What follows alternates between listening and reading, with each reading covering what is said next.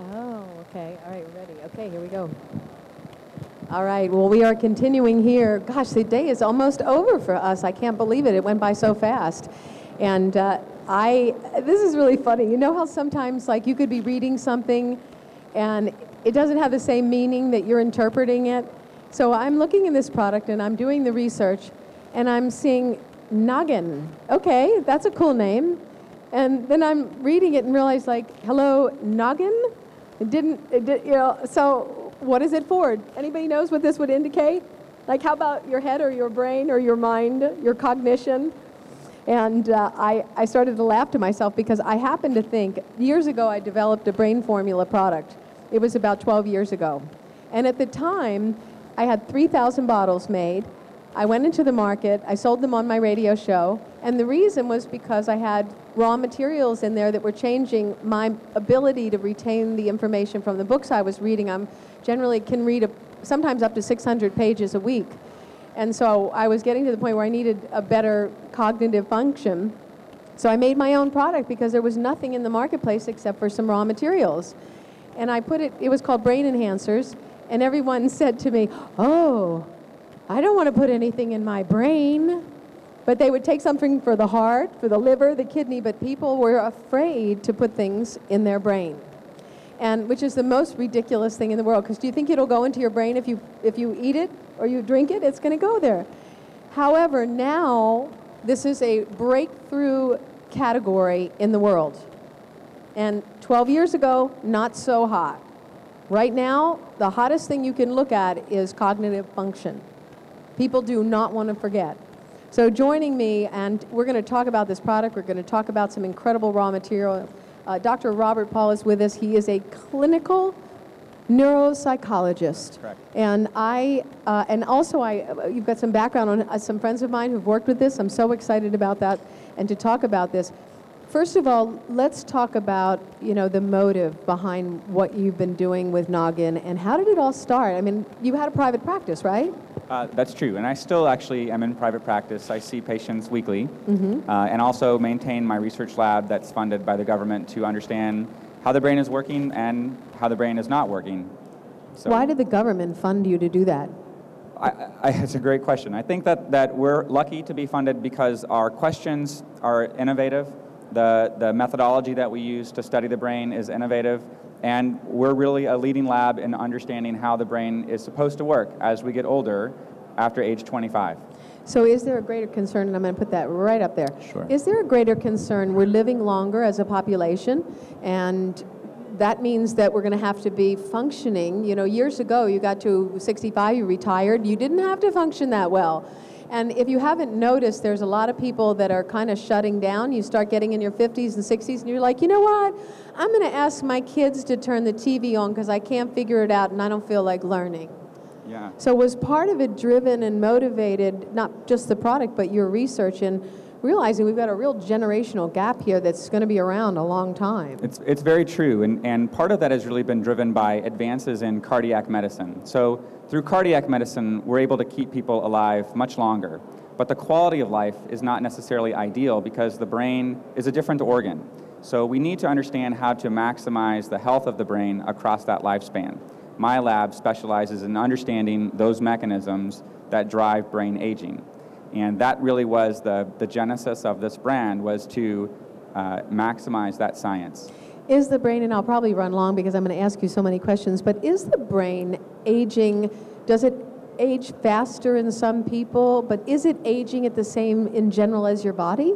Yeah, it is aging earlier than most people expect. And research that we've completed in other labs suggests that it's starting around age 25 to 30. Wow. So our best brain function is in the second to third decade. After those decades have passed, the brain function starts to decline a bit. Not in all areas, but in some critical areas, like memory. So the key is to understand what those mechanisms are that drive that change, and then select those ingredients based off the quality science, like we've done with Noggin. Why is it, and I know I'm off subject, but I can't help myself, I just happen to love the brain and talking about it, that when, like, my aunt had Alzheimer's, if you've met anybody in families that had, they have long-term memory, but the short-term memory seems to go. What is causing it that people are having the short-term memory problems? Yeah, it's a different part of the brain that's responsible for those types of memories. The ability to learn something new is driven by a part of the brain called the hippocampus. In Alzheimer's disease, the pathology of that disease begins in the hippocampus for most individuals. But your ability to remember information that's been already set in the brain, learned already, so childhood memories, the ability to recall those memories is based on different brain regions than the hippocampus. So in Alzheimer's disease, individuals have difficulty learning new information, but their ability to retain old information is still good for a long period of time. Mm-hmm. So they can talk about childhood, they can talk about their wedding, they can talk about their early career, and then as the disease starts to progress, then they start to have some difficulty in those areas as well. Mm-hmm. I'm finding, and maybe some of you are noticing, have you ever noticed how in society there's these waves where we're very interested? You know, for a while everybody was talking about horse whisperers, and you know, there's these waves of, when you do a radio show or you're in the media a lot, you see patterns, especially when you get 20 books a week. You know, traumatic brain injury and people having problems with their brains right now seems to be on the forefront in a way. Our returning soldiers, there's been a lot of people, you know, I mean, we had a young girl in Utah, just a brain injury, and then another brain injury, and like in a matter of weeks, there were different people that had brain injuries from falling, and they have to come back, and it seems that, I don't know if it's a universal kind of consciousness thing, but have you noticed that this has become a really relevant conversation? Absolutely, and I think it goes back to the idea that it's not just important that people are alive, but it's the quality of their life that's just as important, and we need to understand how to maximize that. Brain health is critical for your job, for your social life, for all facets of life. And it's important that we really help that brain function to its absolute capacity. It's very scary. I don't know about you, but when I don't know, I'm doing some sound pickup here. So I mean, don't you feel uncomfortable if you go out and you meet some, you know, you're in a group of people and you don't remember somebody's name, or you try and have recall on something that you absolutely know you know that, and then you're like, you're digging into your own hard drive and saying, oh, I know that. It's a frightening part of growing up. And you're not only dealing with something that's critical that we know is going to occur, but you're also dealing with an emotional aspect of life. When you put this together with Noggin, what was the concept, and why did you go to Kiyohako?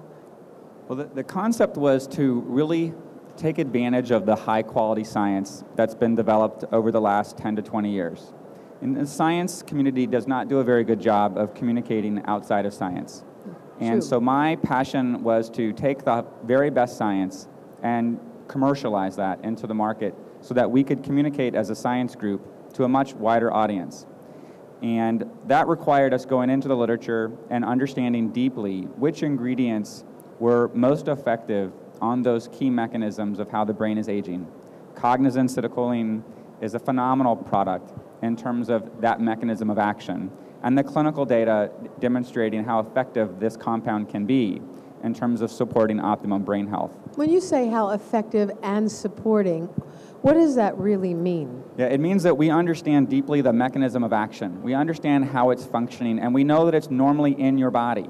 So as you referenced before that individuals in the past might be concerned about putting something in their brain, everything in Noggin, including Citicoline, is normally in your body. It's supposed to be there. As we get older, the amounts that are there start to decline. And that's important for how we're able to remember information, learn information, and attend. So the key in Noggin and with Citicoline is to add something into the system that's supposed to be there. But as we get older, the amounts that are available are less available. When they decline, much like they say that you have a bank of digestive enzymes, and you use them up, you know, it's like you don't get any more. When you looked at Cognizin, and I happen to know because when I was doing my brain research, and you know, this was years ago, you know, as you see a company come into the marketplace, you know, sometimes they just brand, but then there's other companies that don't even take it out to the marketplace in the same way because they're substantiating it.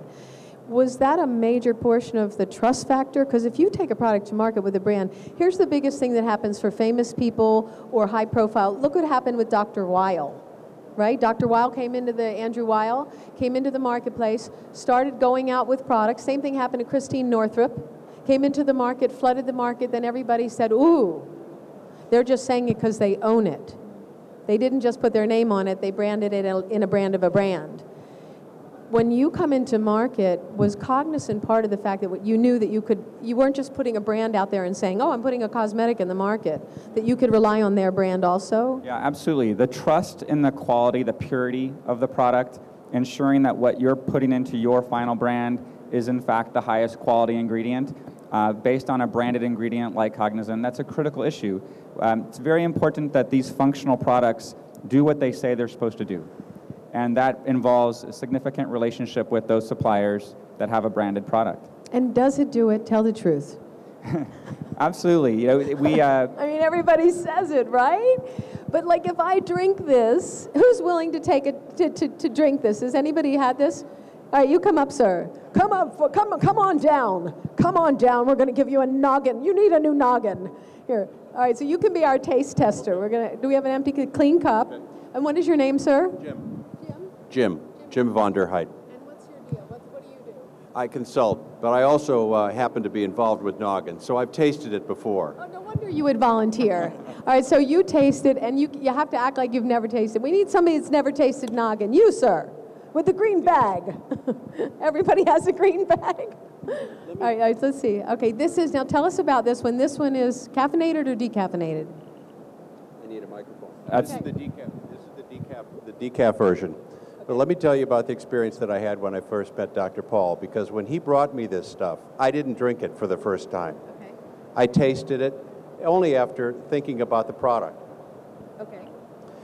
And I found... Wait a minute, did you say that? Did you say that on purpose, only after thinking about the product? Did you notice he did that, like double entendre? Okay, so, all right, so what do you think? I think it has a very nice flavor. Very natural, very low-key. Nice and naturally sweet. It's not carbonated, and the flavor doesn't overpower you. A couple things he said were really important. One is flavor, because it doesn't overpower you. That's a big deal. I'm not like a go buy a drink person, because most of them, first of all, I don't trust them. I don't believe them. And if you go to the 7-Eleven, oops, I'll probably get sued. But if you go, most of the time you're just getting a name. So what about, who's your target demographic? Is it adults? Is it children? Yeah, our target demographic are adults, 25 and older, and that's, again, based on the data that demonstrates that after about age 25, the brain is changing.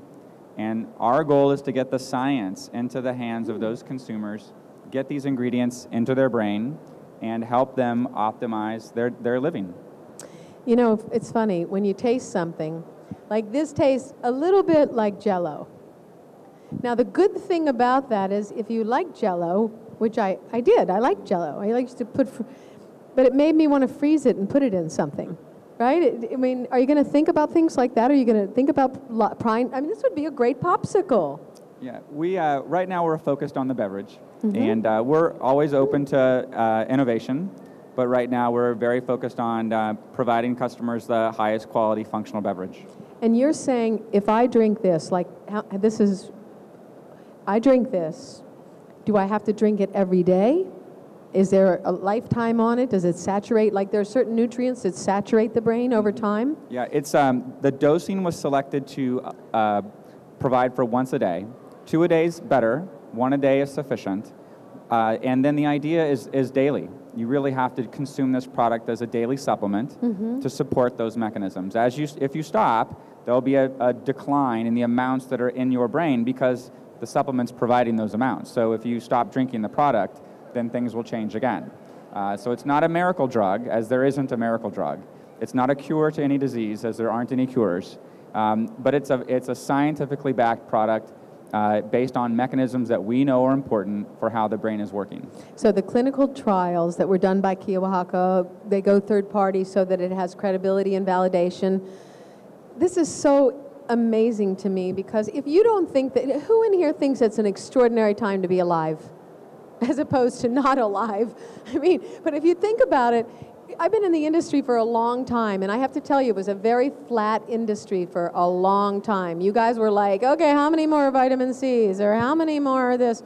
And it's gotten so incredible that marketing companies are now partnering with raw material companies and deciding how to take something direct to the consumer and talk about it. Karen Todd, you and I have been talking for how many years? I used to go to the booth and I'd like, you need to brand, go direct, go to the consumer. And people used to say to me, why should we go to the consumer? We're the raw material supplier.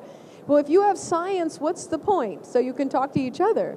See, with somebody like you, you're bringing the science direct to the consumer so they can trust that a product is not just another beverage. That's correct. And that's not necessarily using ingredients they're familiar with, but using the ingredients that are backed by science. Yeah, backed by science. What was the tagline? You said you had a tagline that was... It's what to drink when you want to think. What to drink when you want to think. I just love this because, you know, if you think that as you age, a lot of people, first of all, don't want to swallow vitamins anymore.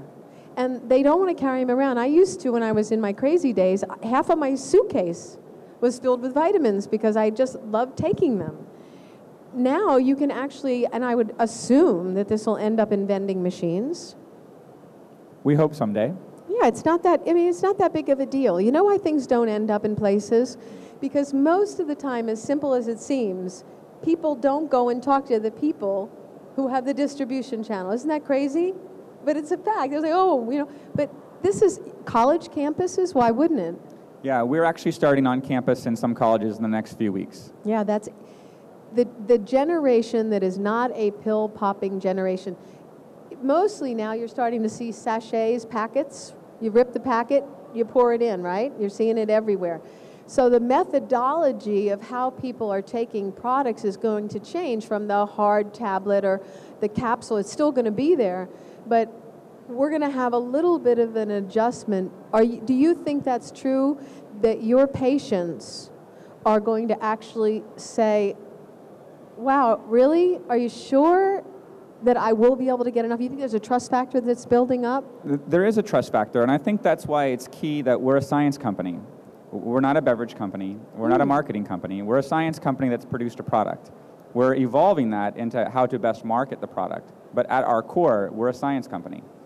With the funding that you have from the government, is Noggin part of that in any way? It is not in the sense of its creation, but it's absolutely based on my understanding of the mechanisms of brain aging. And as we presented yesterday, it's very difficult to understand the science literature. It's not intuitive. The vernacular, the clinical trial data, it really requires expert eyes to understand the best path forward. That is definitively tied to my science background.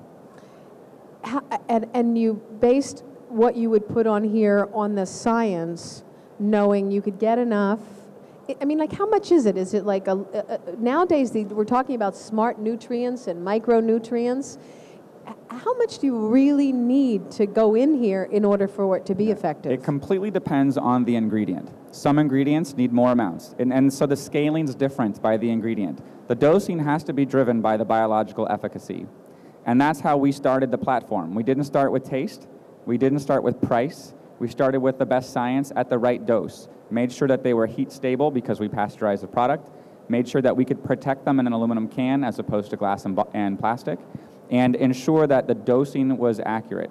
Then it's a challenge to figure out flavor and the packaging, but the key is the dose of each ingredient. Mm-hmm. So you started with the quality. Correct. You didn't just start with a concept. You know, it goes back to that thing I was saying before about you can just decide to have a rock band.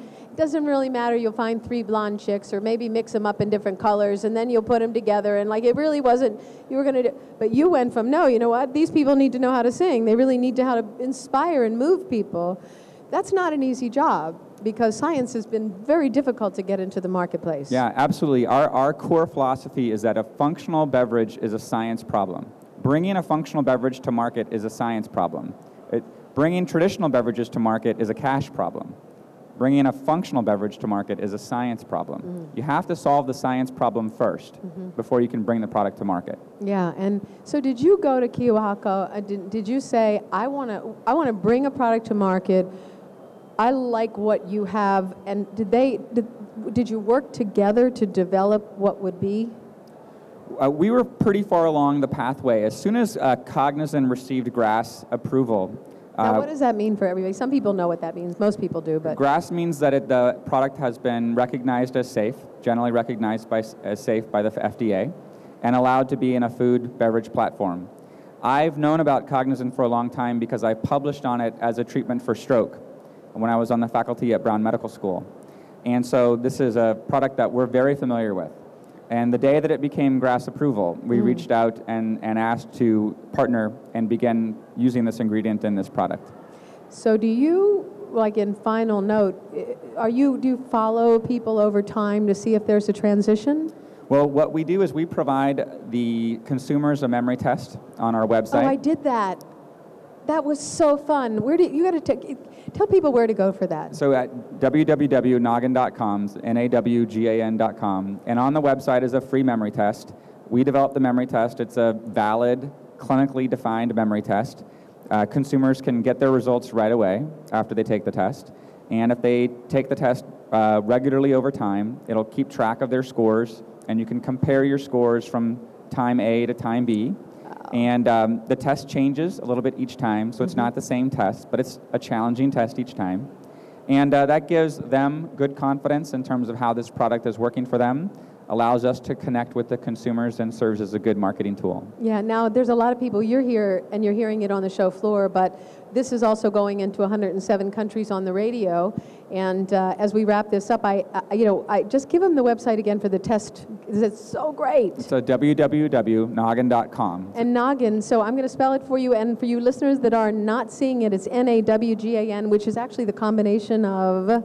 my two sons' names. So it's a double entendre of brain, Noggin, Noggin, and then my two boys' first names. You must have been taking Cognizin to figure that out, right? Did you figure that out that way? We did figure it out that way. All right, well, listen, there's some free samples here. Don't get dehydrated. It is so important. And not only that, you want to think straight while you're making these raw ingredient purchases and while you're talking to people. So if you haven't had some Noggin, try it. And if you haven't gone over, you have a booth? We are actually here with Kiwa at the front of the floor. And okay, what's the booth there. number? Do we have a booth number?